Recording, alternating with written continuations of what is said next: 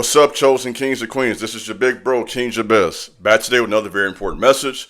Please subscribe to my channel, like this video, share this video, leave a comment, let me know what's about my content. In addition to that, please feel free to follow me over on IG, the King Jabez, and for those who want to talk to me one-on-one, I do offer consultations. Whatever you do, I will appreciate it. Let's work. Today's video, a very important message. Chosen ones, chosen men, chosen women. You have been selected and handpicked by your angels, by the Most High, out of the crowd, out of the collective, and you are being escorted straight to the front. So this is what it really means to be chosen. It means there's a crowd. The crowd speaks of who? Humanity, different races, your community, your hometown, your family. Those are all different crowds. So your family was a crowd.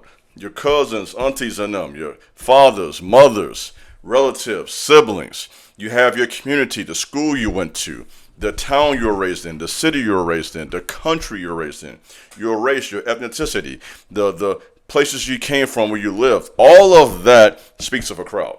And out of all those people in your race, out of all those people in your sex, out of all those people in your hometown, out of all those people on the earth, the Most High and his angels, selected you, picked you out the crowd, and they put you to the front, which speaks of blessings. I'm seeing an open door. I'm seeing blessings coming, silver and gold, treasures, a river which speaks of abundance and life and flowing, a constant flow, right? So you have been selected by the Most High and his angels, and you are being escorted straight to the front. And because of who you are, you have had people, men and women, trying to work witchcraft against you, okay? Trying to put spells on you. That's why I teach on this. That's why I speak on this so much, so frequently. This is real. Because the Most High and his angels pick you, the spirit realm has taken notice of that. So if the Most High selected you, demons see that, obviously. Satan sees that. And he's going to send his agents, plural, men and women, both, witches and warlocks, your way to try to stop you on your path. They're watching you. Their eyes are on you because of who you are. And this is why I'm reading so many different books now to go deeper into this, and such as the book of forbidden knowledge. It's not forbidden. This is what's been taught to many people. Black magic, superstition, charms, divination, signs, and omens. They're doing all type of stuff against us because we don't know. And so in this particular spell, the art of fortune telling or transportation of names. So what they're doing, I'm gonna go ahead and give it to you in the raw. They are using some of the ancient Egyptian practices of witchcraft. And I'm not here to speak against everything that happened in Egypt, because the chosen ones were there for over 400 years. Okay, let's be clear on that. Moses was there. Moses worked in the Egyptian palace basically as the Pharaoh's son for 40 years. So he was very versed in culture with the Egyptian culture. So we're not saying everything there was bad. There was a lot of good there. Don't get it twisted. But in this case, this is an example of something that was not. And it says here that he refers to the origins of this invention, the time of Moses. Okay?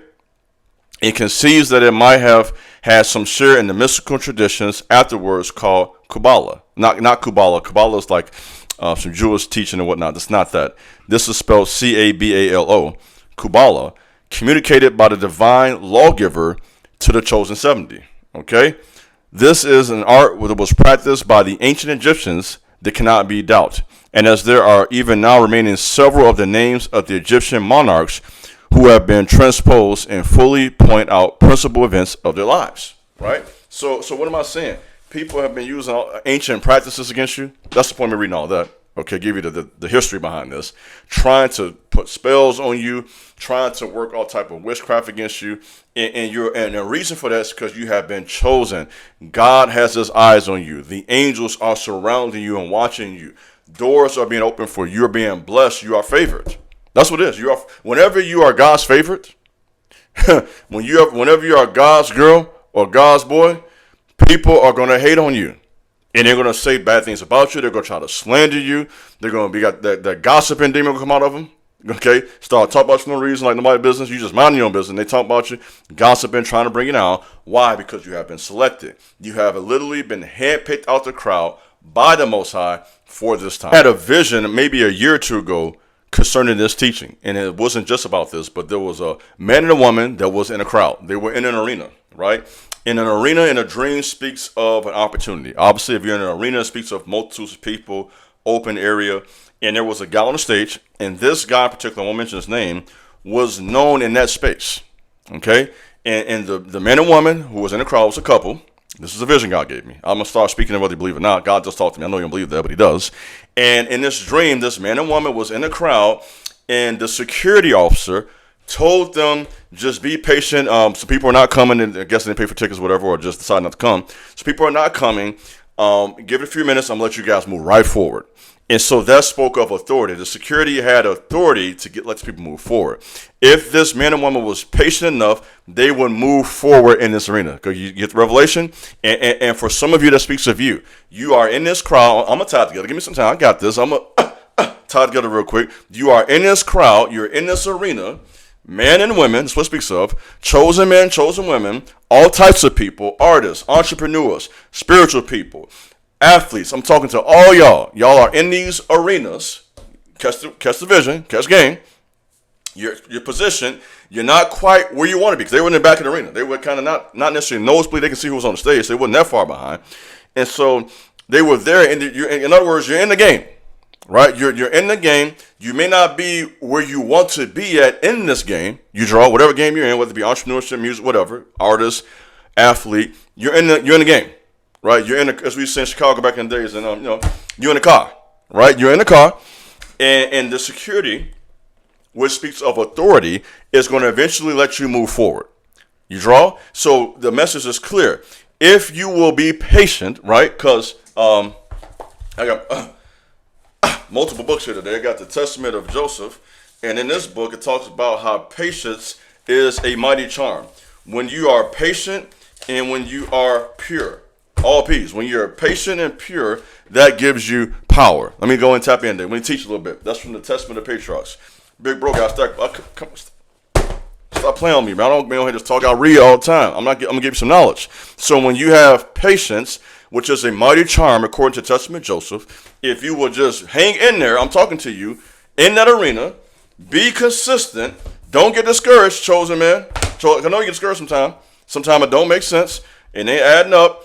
You know what I mean? And when that happens, that's normal. But I want you to know, according to that vision God gave me, you are in the arena. You're what this message is talking about. This is the download, okay? You're in that space. If you will be patient, hang in there. The security or the authorities, the powers are going to see you and say, you know what? Come forward. Come a little closer. And you'll get closer and closer and closer. And that means simply what? What I've been saying. You're being handpicked out the crowd. And in God's time, him and his angel will come through, push you right to the front. We got to be patient, chosen men.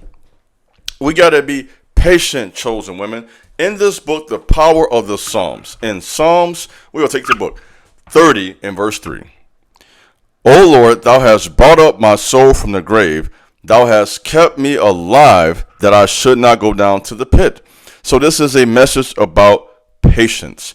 To receive the gift, it's a gift of tolerance and submission to the Most High in His time.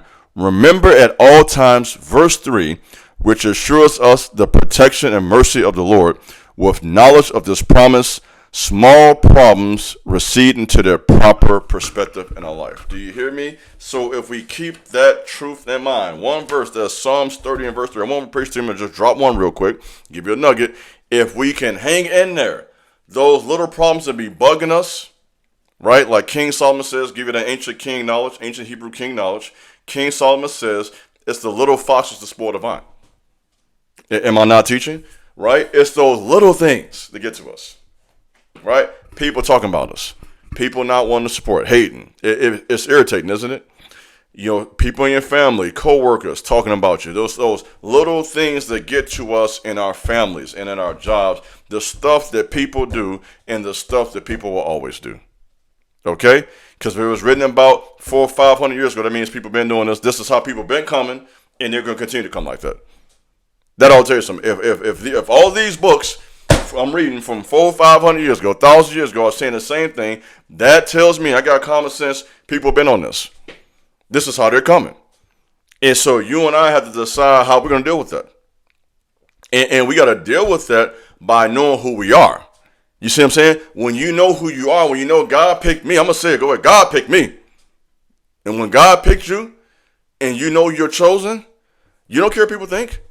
All that stuff is just this, it's talk. And you no longer let the little stuff get to you. That book. You're able to stay focused on your proper perspective. Because what do I always say? Come on, now I'm going to say it again. Don't get bored. I know I'm talking. Don't get bored. Listen.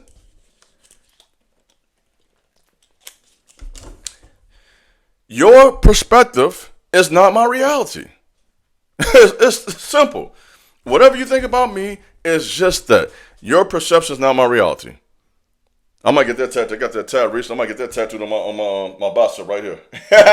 It all red. You hear me? Your perspective is not my reality. What does that mean? What you think about me? That don't change who I am. And I'm trying to teach you something. Because some of y'all out here listening to me, you are letting people's perception change your reality. You got to stop doing that. That's their opinion. They can have that. I don't care nothing about that. You can think whatever you want to think in your own mind. You ain't gonna put it in my head. You feel me? That's in your brain. That's in your subconscious. Ain't got nothing to do with me. So I'm telling y'all, ladies, men, y'all, a lot of y'all gotta stop letting people run. Watch this, rent free in your mind. I can't control you, but I can control this here. I can control what I'm thinking. You're not gonna control me. Somebody say you're not gonna control me. You know, get a little aggressive. You ain't for control me. I got this. I'm going to dictate my own pace. Not dictate my pace.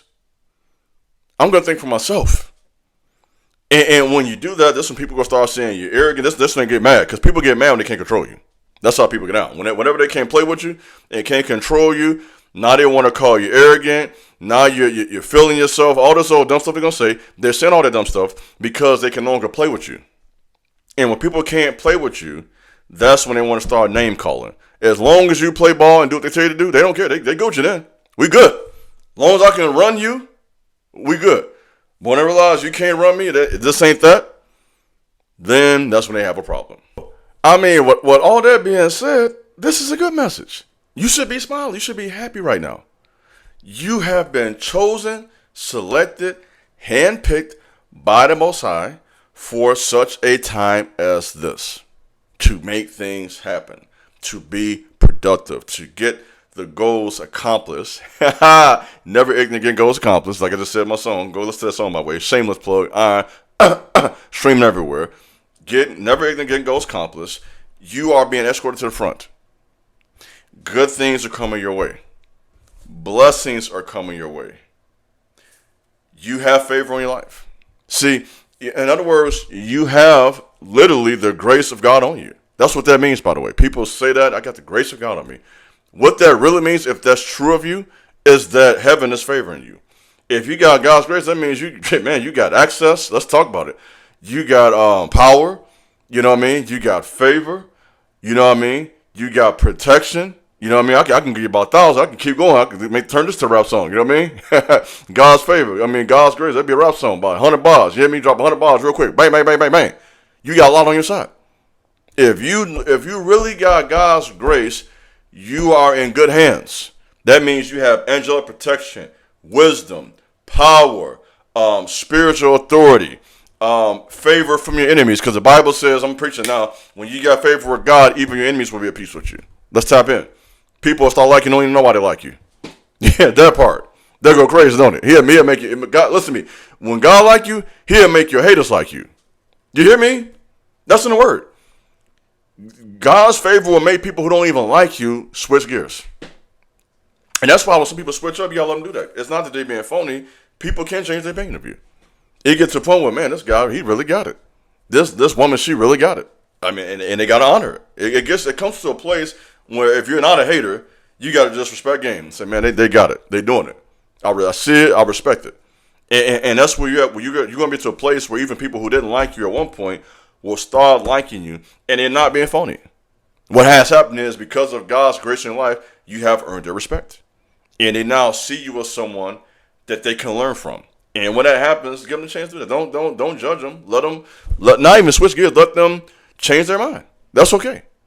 Once a hater doesn't mean always a hater. A person sometimes just didn't see it in you. People don't always see in us when we see it ourselves. And when they finally do see it, let them receive that. That's just the way the game goes. So, that being said, as I wrap this up, chosen men, chosen women, chosen kings and queens, you have been handpicked by God and his angels, selected, chosen out of a crowd, and escorted straight to the front. You're on. So, that's what I got for you today. Thanks for listening. God bless. Peace.